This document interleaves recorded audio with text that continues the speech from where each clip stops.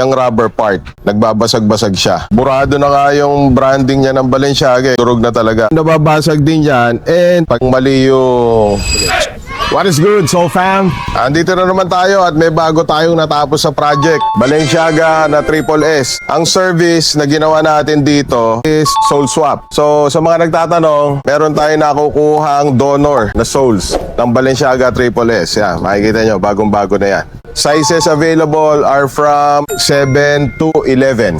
Maximum na 11. Tapos yun na yung pinakamaliit din, yung 7. Dinala sa atin to, nag-client, ito ang itsura. Usually kasi sa Triple S, ang nagiging problema niyan, yung rubber part. Nagbabasag-basag siya. Ayan. Etong left part, kung i-compare nyo, burado na nga yung branding niya ng Balenciaga kasi durog na talaga. Etong material na to, para hard rubber. In time, nababasag din yan. And pag mali yung storage, ang sapatos, of course, humidity, and yung age. Kahit hindi nyo gamitin yung sapatos, masisira at masisira yan. Actually, mas prone pa kang masira kasi nga, hindi nyo naro-rotate. Ang tendency, hindi nakakahinga yung sapatos. So, if you want these kinds of shoe restoration projects, don't hesitate. Come and visit us, Soulgate.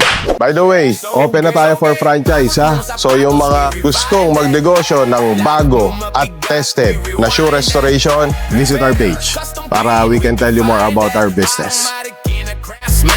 We ride